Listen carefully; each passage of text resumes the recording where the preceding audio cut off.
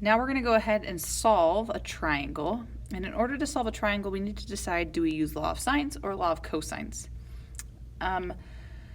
Anytime you're given two angles, it's actually always law of sines. So another way to think about it is you have to have at least one angle and its corresponding side. So for instance, we have a 72-degree angle, that's alpha, and we have side A, which is 9.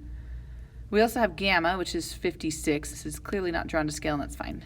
Which means side C should be a cross, and then this should be side B, and then beta. So the first thing I'm going to do in this triangle is solve for beta. Anytime I have two angles, I always solve for the third angle first. So we find beta. I'm going to put this as our final answer. But I'm going to find beta first by doing, so step 1, by doing 180 degrees minus 72 degrees minus 56 degrees. Let's go ahead and do that. So 180 minus 72 minus 56 is 52 degrees. So that is my first answer.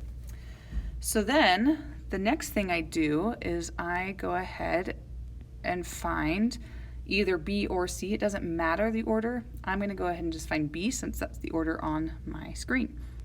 So I'm going to do that by doing sine of, I'm going to do 72 degrees, and then I'm going to divide that by the side across, which is 9. Now remember, for law of sines, you always have to have that complete relationship where you have the angle and the side across. And then I'm going to say that's equal to sine of, since I'm finding B, I'm going to use beta over side B. And then if you recall, the quick trick says I can just, B would just be 9 times sine of 52 over sine of 72, because you always put the value that's diagonal from the variable on the denominator. And we're just going to type that into a calculator. So we've got 9 sine of 52 over sine of 72. And I get about 7.46. So that's our next value.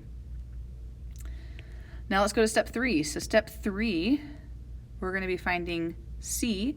So I'm going to do sine of this times, still 72 actually. I'm going to still use the same beginning values. So sine of 72 over 9. But this time I'm going to do sine of 56 divided by C, which means C is equal to 9 times sine of 56 over sine of 72. And now I'm going to put that in the calculator. I get about 7.85 for that value. All right, and that's our third value, and we have solved it.